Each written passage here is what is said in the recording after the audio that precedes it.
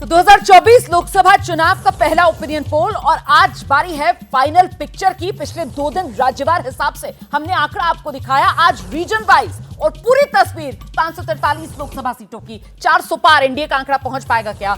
दक्षिण का जो रीजन है 132 जो सीटें हैं उसका आंकड़ा अभी तक मैंने आपको दिखाया है, और जरा वो आज ओपिनियन पोल वाला आंकड़ा और इससे पहले 2019 लोकसभा चुनाव में ये आंकड़ा क्या था इस पर जरा नजर डालिए। ये देखिए आप 2019 के नतीजे, एनडीए और इंडिया गठबंधन और अन्य। एनडीए को जो 2019 में 31 सीटें मिली थी, इस बार ओपिनियन पोल कह रहा है 2024 में भी 20 से 30 सीटें मिल सकती हैं। इंडिया गठबंधन 65 सीटें 2019 में मिली थी, ओपिनियन पोल का आंकड़ा यह बता रहा है कि 70 से 80 सीटें मिल सकती हैं इंडिया गठबंधन को। और जो अन्य का आंकड़ा है वो पिछली बार जो 36 था, इस बार 25 से 30 पर आ सकता है। तो कुल मिलाकर यह है बड़ी तस्वीर। दिबांग, देखिए, मुझे लगता है कि बहुत इसमें जो देखने वाली चीज़ है वो ये अदर्स वाला आंकड़ा है। अदर्स के आंकड़े को आप देखें तो 2 पार्टियां हैं, यानी बीआरएस और वाईएसआर की कांग्रेस और 31-32। जी हाँ, और भी पार्टियां तो और भी ज़्यादा हैं। रुमाना, आप बीच बीच में टोक रहे हैं, बात सुन लीजिए, क्योंकि पार्टियां तो और भी ज़्यादा हैं। टीडीपी के अलावा भी बहुत सारी पार्टियां, तमिलनाडु देखिए तो वहाँ पे 6-7 पार्टियां आपको मिल जाएंगी। तो कहने का मतलब ये है कि ये अदर्स का आंकड़ा बहुत महत्वपूर्ण है। और अदर्स में अगर आप देखें तो ये जो 2 बड़ी पार्टियां हैं ये हमेशा बीजेपी को ही वोट देती हैं, तो ऐसा बड़ा भारी नुकसान बीजेपी को वहाँ से नहीं दिखाई दे रहा। ये ध्यान में रखते हुए कि कर्नाटक में उनकी बुरी हाल हुई और बीजेपी को बड़ी उम्मीद है इस बार केरल से। बीजेपी में बहुत ज़्यादा सुगबुगाहट रही कि किस तरीके से प्रधानमंत्री मोदी को लड़वाया जाए चुनाव तमिलनाडु से। उसमें रामनाथपुरम की बात आई, कन्याकुमारी की बात आई, उसमें कोयम्बटूर की बात आई, तो ये सीटें बताई गई। तो ऐसा नहीं है कि बहुत ज़्यादा बीजेपी इससे हिल गई है। मुझे लगता है कि ये जो अदर्स का आंकड़ा है, कुल मिला के बीजेपी को जो उम्मीद की जा रही थी कि भाई बहुत एक सुपड़ा साफ होगा दक्षिण में और पूरा बाकी पार्टियों, समर्थन वाली पार्टियों का भी हालत ख़राब होगी, वो नहीं नज़र आता है यहाँ पर। मुझे लगता है नुकसान ज़रूर है पर उतना नहीं है।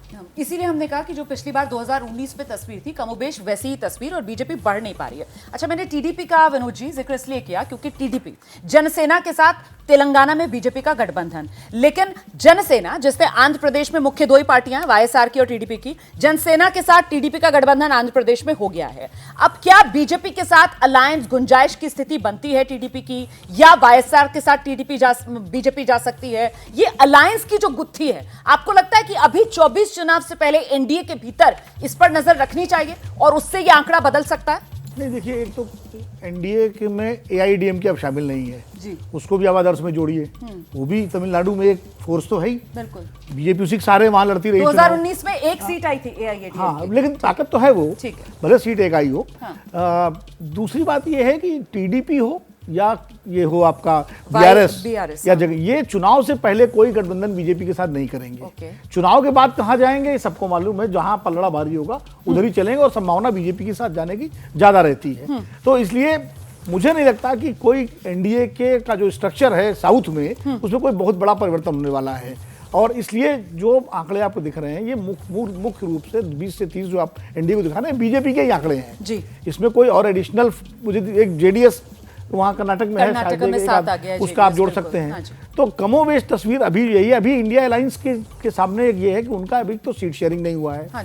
दूसरा, जो तमाम छोटे छोटे साउथ के दल जो इंडिया अलायंस में हैं, जो 28 दल हैं, उनमें से कई ऐसे हैं जिनका जो आंचलिक दल हैं, उनकी क्या स्थिति रहेगी, ये सब चीजें धीरे धीरे जैसे जैसे हम इलेक्शन करीब पहुंचेंगे तो चीजें ग्राउंड पर और थोड़ा बदल सकती हैं। अब कितना बदलेंगी ये कहना भी मुश्किल है। टीडीपी का जो बड़ा इंटरेस्टिंग वहाँ पर है कि पहली बार जो चंद्रबाबू नायडू के बेटे हैं नारा लोकेश, वो पहली बार एक बड़े नेता के तौर पर दिखाई देंगे। उन्होंने हाल ही में 3000 किलोमीटर की एक यात्रा पूरी की है और वाईएसआर कांग्रेस नहीं चाहती कि उनका तालमेल हो बीजेपी के साथ।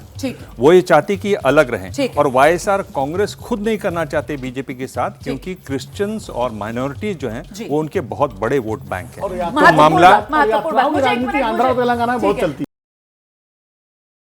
जैसे ही घड़ी का काटा दोपहर 2:30 पे आए, बबीता जी का दिल सास बहू साजिश के लिए मचल जाए। और ये है इनकी बहू, पूरे दिन ऑफिस की टेंशन हो जाए गॉन जब ये करें अपना फेवरेट शो फ्री टाइम पे ऑन। इनकी तरह आप भी देखिए अपना फेवरेट शो अपने टाइम पर और डाउनलोड कीजिए एबीपी लाइव ऐप अपने स्मार्ट टीवी पर।